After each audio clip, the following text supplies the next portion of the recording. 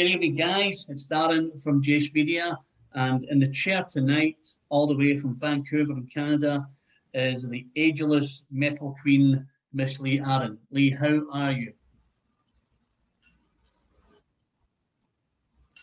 I'm doing good, but you're freezing a little bit on me, so I don't know that that's good either. I don't know what's happening. Maybe it's the guys outside, maybe they're building and they're just disrupting everything. I don't know, but let's carry on and see how we go. Sure. Yeah. So you've released this new firecracker of an album. And I guess what's the hype been like since it's been released? Well, it's been amazing. We are charting at iTunes in Canada. We were a #1 bestseller on Amazon in Canada and a #1 bestseller on Amazon Germany last week. We're on the German charts right now at number 30. We'll have a better idea by the end of the week if it's going to go up or down or stay there, but we're charting in the top 100 in Germany. So it's good. And my understanding is there's a little bit of a supply problem because the label pressed as many albums as they thought that I sold on my previous albums. Yeah. And they sold out immediately. So there's a bit of a supply issue. They've gone into second pressing right away. So, I mean, wow. I guess these are good problems to have, right? Yeah, I mean, I suppose it's a good thing that they're not making enough of a quality piece of music, you know. The good thing for us, you know, myself as a reviewer, is that we get it kind of firsthand. You know, I can download it straight away. And kind of what I tend to do is I play it through first and listen to the whole album, get a feel for it, and then I start reviewing it and pour myself a little glass of red and just settle back and then get into the album. Now, obviously, I don't know if you've seen my review. I don't know that I have either. No, look, I've written loads of stuff. Oh, wow. My goodness. Well, you're going to have to send that to Chris to send to me. I will send it on to your email address once we're finished this afternoon. That would be fantastic. You've got my direct email now, so that's absolutely awesome. So, as I say, it's a little crack of an album. I have a couple of standout tracks on it for me. Now, you can tell me do you have a favorite on the album? Do I have a favorite? Yeah. It's funny because I've been asked that by a few different people a few different times, and I say it's kind of like trying to say which is your favorite child, right? So because I love them equally. You're lucky. You're lucky. All my kids are all old, and I call them a miniature beasts of burden. The miniature beasts of burden. Yeah, 3 of them. I've got one in Australia and 2 living with me at the moment. And it's kind of weird that I talk to my son once a week in Melbourne, and obviously they're in lockdown at the moment. You know, that they've had another 4 weeks on top of a 5-week lockdown. In Glasgow, we've been in lockdown for something like 14 months. Are you guys still in lockdown? They're easing it kind of slowly but surely at the moment, but it's incredible. You know, there's no live music in Glasgow at all. My last show that I saw was the 28th of February 2019. I saw Samantha Fish in Glasgow, and that was the last gig that I saw. Incredible. That's tough. That is tough. Well, my last performance was March 12th or 14th, might have been the 14th, March 14th, 2020. And it was in Calgary, and it was, believe it or not, a private show for 100 people. I don't do very many of those, but every once in a while, my agent will call me and say, man, they got all tons of money and they want your band to do a private birthday. And I'm like, because the Rolling Stones even do private functions, right? Like it's a thing. So, and the thing is, 2 days before this show, they made a no gatherings, Yeah. like under 500 people. They have to be under 500. So a show that I normally would have done at, say, a festival or a big casino showroom, I would have been canceled because Yeah. it would have been over 500 people. But I was allowed to go do the show in Calgary because it was a private function. But boy, we were paranoid. I had my like road crew like sanitizing everything in the dressing room with bleach, and I was like, no meet and greet. I'm not shaking any hands. But it's been really weird, really, really weird to not be performing. And you know, I am so hoping and praying things are going to go well. We are just starting to open up in Canada, but you know, Dr. Fauci was on the news, CNN, a couple of days ago, just saying like the States is starting to go in the wrong direction because they've fully opened up, no masks, and the Delta variant is getting out of control now. So it'll be interesting to see what happens, right? Yes, I think, you know, as a reviewer and an interviewer, you know, my life is, you know, music, you know, and it's very strange. I mean, it's strange for us, but it must be hard for you guys where you record your music in the studio, lay it down, get it pressed, and then you have to sit on your hands thinking what we're going to do now. You know, I've got to spend time with my husband and my kids. You know, although the husband's in the band, you know, it must be a difficult time. You know, and how far are you from civilization? I know that's maybe sound a really stupid question, but well, very close now that they're doing all the building around us. We used to live in just outside Vancouver in what I would describe as a sleepy seaside kind of town. And we moved here and bought acreage property because of my park was like a beautiful oasis. My children, our young teens, now they've grown up here. You know, my husband and I moved here because we wanted to raise our kids in a quiet place. It's near the ocean, but it is because no real estate got so out of control in Vancouver, everybody came here. And now it's like literally, it used to be a horse ranch across the street from my house. And we used to walk across there when the kids were little and pet the horses and feed them apples. And now I literally have 17 little tiny skinny houses across the street from my house. So it's becoming a suburban megapolis here where I live now. So yeah, they built a Walmart 5 minutes from my house. It's not the same at all. No, I don't think it is. I think when you live in a bit of, you know, like you say, a metropolis where you're kind of free to roam and you've got lots of open space, it becomes quite restricting, you know, that you have all this activity, you know, like breaking up your daily routine. It must be really hard. Yeah, so it's been a little different. I mean, like thankfully I'm not doing any major recording projects right now other than demos because the noise level around here has been crazy. It's crazy, yeah. And Radio One was, again, I told you we went into the studio the week that COVID exploded. So we were supposed to have, I think, 5 days in the studio and we ended up with 3. The studio needed to close down. My guitarist needed to fly back to Toronto where he lived because the level of alarm with his family was starting to escalate because they weren't even sure he was going to be able to get on an airplane. We weren't sure what the airlines were going to do. The good news is it was fast and down and dirty and furious, but we got those bed tracks in the studio. So all of our beds were recorded live off the floor in the same room, making eye contact with each other. Yeah. And then we brought them back into our home studios to finish off the overdubs on the tracks. So I did some more vocals at home, background vocals, keyboards. I did a lot of the keyboards. Sean did his guitar solos from home. Yeah. So we piecemealed it together with our home studios, which is great because it was kind of motivation for us to upgrade our home studios and get them all on the same platform and all on world all syncing together. Yeah, of course. And so that's how we completed the album. And then thankfully, by the time it was time to mix in November of last year, restrictions had lifted just enough that you could have 5 people in a room masked up. And so the studio made a rule. They said, as long as it was just me or just me and the bass player, I was able to go into the Armory here in Vancouver with Mike Fraser and mix the album. So that was well, that's good news because, as I say, it's out there now. it seems to be gathering a lot of momentum, you know, and I think that you know you've been doing this for 40 years.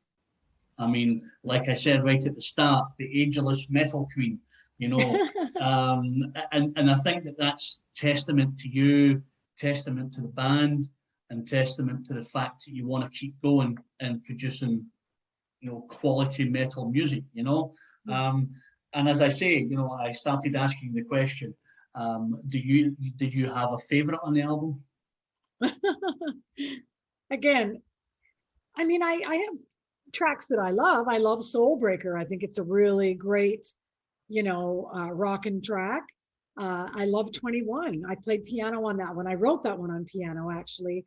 And that song was written as sort of a nostalgic kind of love letter to my fans about growing up together, wondering where the time goes, and then reflecting back on being 21 and Yeah, looking at the passage of time and seeing, you know, how much we've survived together and how far we've come.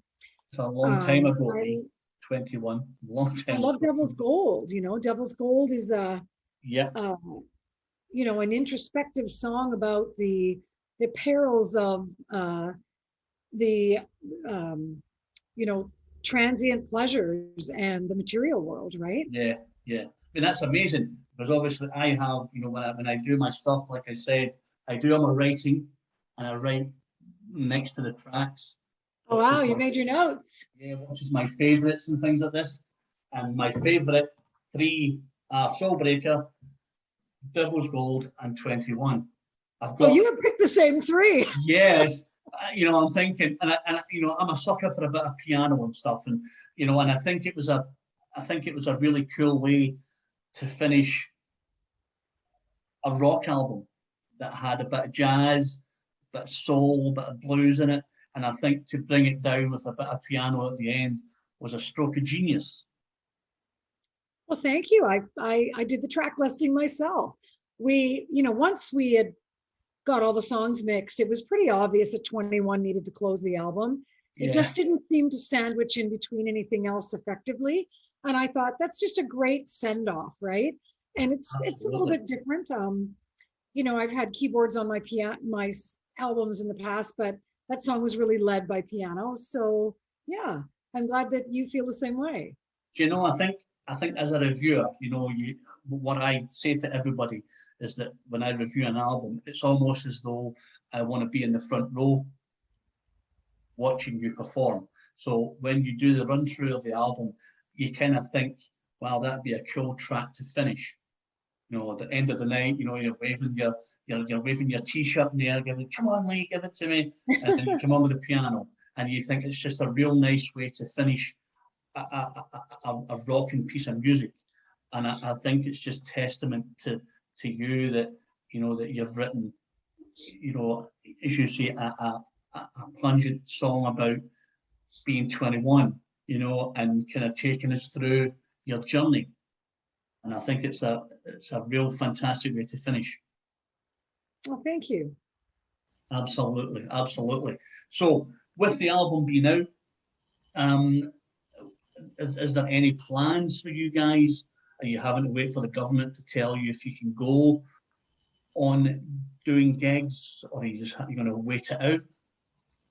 So all of my European festivals that I'm on Sweden Rock.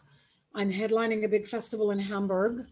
Next year, I am supposed to headline Vouziers in France festival.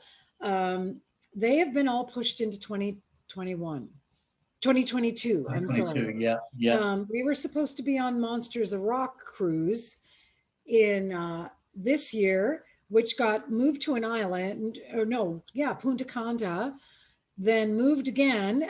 Right now, it is tentatively scheduled for February 2022, but you know what?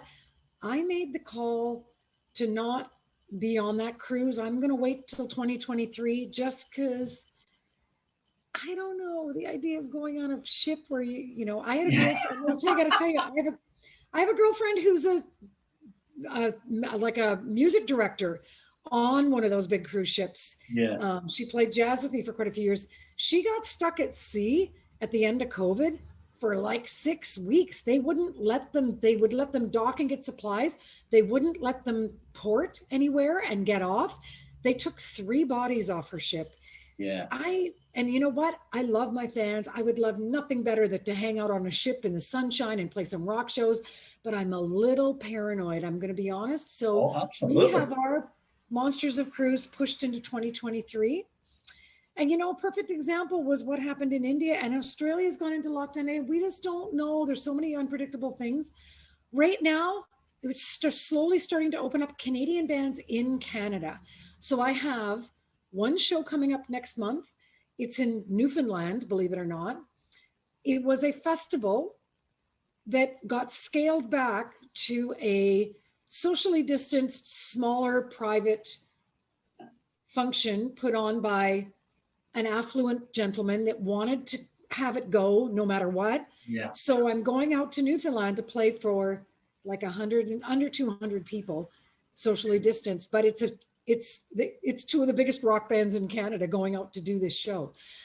That's happening in August, and then in October, I have a Halloween show in Calgary. Again, it's very, very slowly starting to roll out here. So we're not touring yet. I'm accepting isolated shows where safety protocols are in place. And again, October may or may not happen depending on what happens with our infection rates, right? And so that's easy as well, though, Lee. You can turn up to the gig and get your suitcase full of money and then leave the same day. What's not to like? Well, that's, you know, I joke around. Since becoming a parent, that is kind of my modus operandi. I say I'm always on tour and I'm never on tour. I don't go out and do weeks and weeks and weeks and weeks like I used to, because I have a family that are still fairly young. Yeah. But I do go out and do isolated pockets of shows, right? So if I get an anchor date, you know, like in England or Germany, I might go do a big festival and then do 3 or 4 shows around that and then come home and hit a market doing the biggest shows possible, then come home. And it's a way that I've found to make it work with my family life and you've got to look at the balance. What do the kids think of mum and dad being rock stars? What's their take on that? Well, they were so not cool for them. Are you kidding? They're like, we're like, our daughter loves she loves soft alternative music and Broadway musicals. She's she's a great singer herself and has actually had some lead roles in things like Newsies and Beauty and the Beast. And she's a great singer and a little actress. And she loves Broadway standards, and our son loves punk rock music, and they don't really think we're cool at all. If they thought that we were cool, I would think that would be so weird, because you're supposed to rebel when you're a teenager. You're supposed to hate your parents' music, right?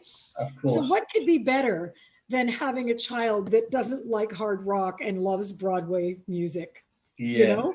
And obviously she must get her vocals from you, Lee, or your husband, John, will say he gets it from him. So obviously there's a bit of balance in there.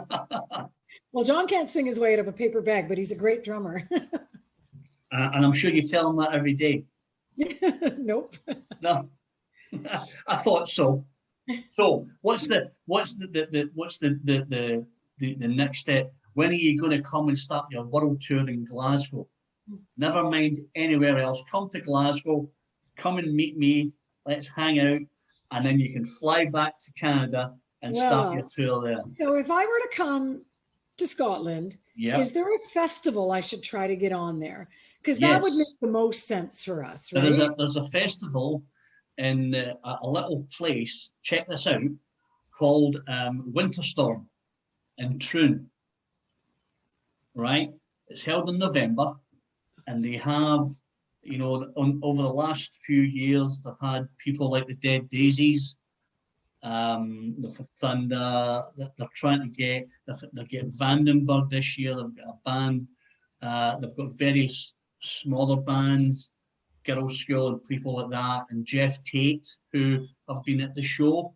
And it's a really cool festival. There's only about 800 people at it. And it's in the same place all weekend, Friday, Saturday, Sunday. And on a Sunday afternoon, they have an acoustic session where Last year it was supposed to be Sari Shaw. She was supposed to be coming to do it. Obviously, COVID struck. But it starts on Friday morning, right through till the Sunday, sort of 8, 9 o'clock at night. It's limited to 800 people, and it's all compounded together. You have places to eat, you have drinks vouchers, and everybody wants to get on it. So next year, you know, obviously, when you start your world tour in Glasgow, get yourself known, fly back to Canada, and I know the guy who, the festival director and stuff. I'll say, listen, this is a girl you need to get on the show. So you need to get your tour kind of England-ish way, kind of end of October. So you should send me the name. Yeah, I certainly will. I certainly will. And the contact, because I'll get my manager on it. I'll get him to start bugging to get us there. Yeah. Sometimes it's just a matter of, you know, a lot of European festivals, it's, you know, like we came in, we played a club in 2017 in like a big club called Hirsch in Nuremberg. And then that buyer told his buddy that ran Wacken that we should play Wacken. So a lot of the times it's just this guy telling that guy you should, because they don't, you know, or they just are dealing with the people that are approaching them at the time. And so I didn't even know about that festival, but that sounds like a great one to be on. I would love to come to Scotland. Yeah. Have you ever played Scotland before? I take it no.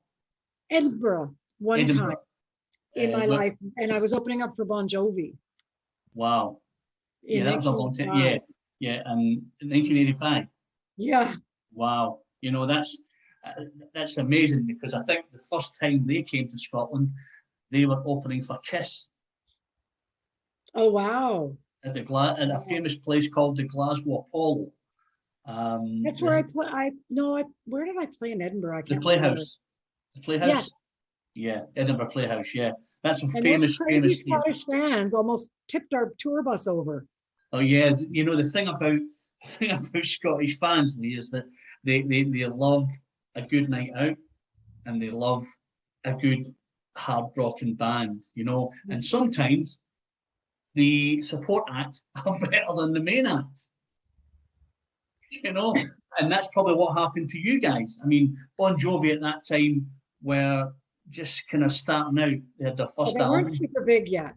Yeah, you know, and I think when I saw them, I was working for Kiss at the Glasgow Apollo, and Bon Jovi had just released Runaway. Yeah. And John Bon Jovi had bought Jimi Hendrix's red and silver leather pants when they signed the record deal, and he wore them at Glasgow. And we were loading all the gear in, and you know, he's like, "How you doing, man? How's it going?" "All right, big man." You know, typical Scottish banter. "All right, big man, how's it going?" You know, I think it was Teeming Down the Rain, and loaded the stuff on. They played, and I was standing in the wings, and there's a very famous DJ in Scotland called Tom Russell. Okay. This guy's legend. He's been a friend of mine for a long, long time. And we were just chatting away, and this guy comes up, didn't even look at him. And he's going, "Hey, man, how's it going?" I was like, "Aye, brilliant. You enjoying yourself?" Yeah, great." Tom Russell standing there with his mouth open. And he went, "I have to go. I'm doing some." "Yeah, carry on." And he said, "Do you know who that was?" No idea, didn't see him. I said, "It was Gene Simmons." Because Gene Simmons wasn't wearing any makeup. Yes. I'm thinking, don't know who you are, you know, and off he went, you know, and Bon Jovi kind of really blew the roof off the place, you know, a young, energetic 5-piece who came out and did the thing. And that's, you know, like you, when you opened for them, you probably blew the audience away because of the style of music you've got and how you perform, you know, and that's great. So when you get to Scotland, remember this, come for your world tour, open it in Glasgow, then go to Troon, and then go back to Canada. All is good. All is good. Sounds like a plan. Yeah, I will send you the details of that little festival, and you know, and let's see if we can make something happen. Yeah, you know, I know that we we got recommended recently for another festival in Britain as well. And again, my manager approached them, and it's like, I would have loved to have come, but they were sort of basically saying, well, this is the budget we have for a band of your stature. And it's like, well, that heart barely buys airline flights, right? Yeah. And we were just like, so a lot of the times when the fans kind of, they get upset and they're like, well, why can't you come here? Why can't you do this? It's like, well, sometimes it's just, you need one good anchor date, like to get you there. Like Wacken, when I played there, it played extremely well. So we were able to come over, play Wacken, then fly to Sweden and play a slightly smaller festival and do a couple other shows that we otherwise would not have been able to do, because, you need that festival that covers your flights, right? Absolutely. You've got to make it worthwhile. You've got to make it worthwhile, Lee. And you want to please all your fans, but if it's going to put you out of pocket, it then becomes a loss leader when you're doing the rest of your dates. So, this is sometimes what a lot of fans don't understand. They just think, come and play, come to Glasgow, come to London, and you think, but I've got to make it worth my while, because it's expensive. And I think now with the Brexit stuff that's happening in Britain just now, it's hard for a lot of bands coming from abroad to come to Britain to play shows. So the timing has to be right, and I think the budget has to be right, and I think it has to be a right fit for you guys as well. Right. And a lot of fans don't understand that. They just think, well, why can't you just come here and play? Why can't you just come and play this cool, my favorite nightclub in my little town? It's like, well, do you have any idea how much it takes to bring an overseas band over to Europe? Like it's incredibly, and depending on each country's immigration laws, sometimes the last time I came to England, like I had to deal with like an immigration person like 3 months in advance, like providing all of our passport information, getting work visas. Each of the work visas cost money. You know what I mean? It's a lot more complex than people understand. Absolutely.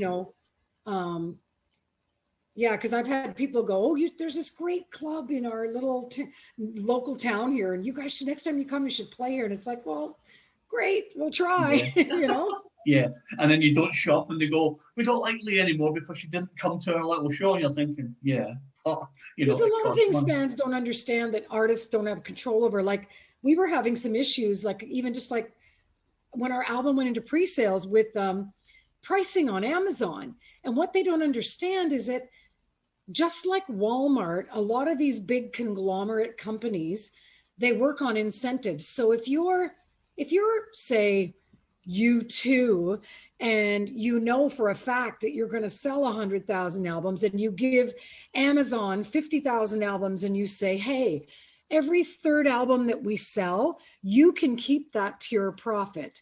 That's called an incentive that you give to the big conglomerate, right? Yeah, so absolutely. Amazon goes, great, we can sell your new album for $11.99.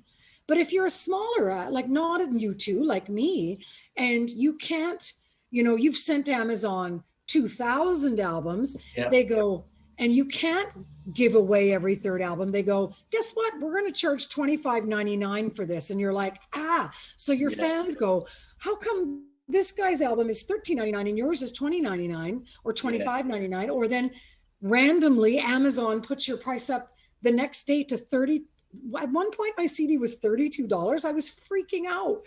I was going, why is this happening? And the label was like, we have to provide more incentives to Amazon. So basically, the more of that you're willing to give away for free, the lower priced your product can be. But what incentive does an artist have to continue a career? Yeah, to give stuff away and the hope that people how buy can you it. Continue? Yeah. So people have to understand that dynamic within the corporate world.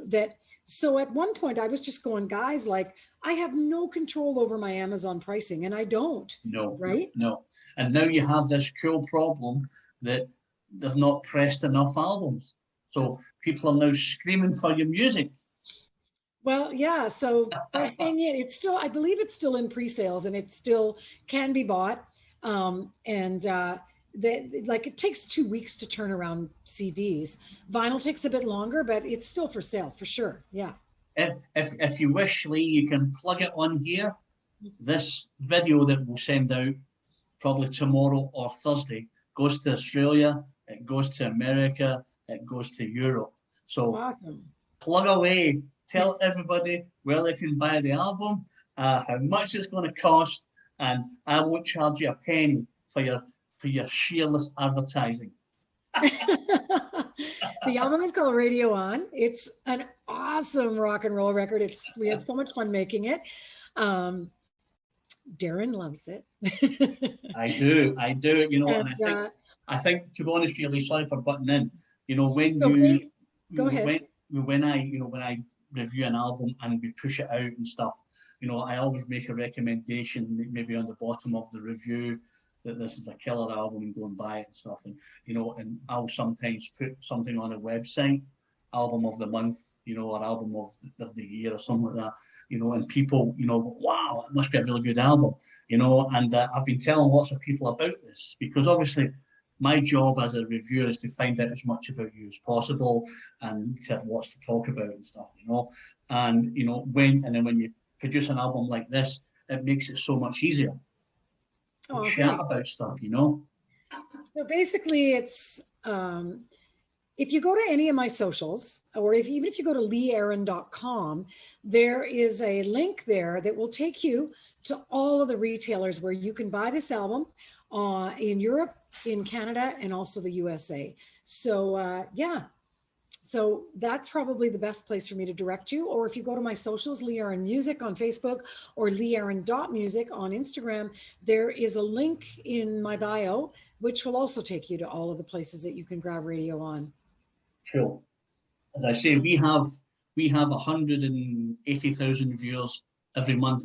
Wow. To this station, you know, and you know, we push it out Instagram, Facebook, YouTube, LinkedIn, so everybody gets it.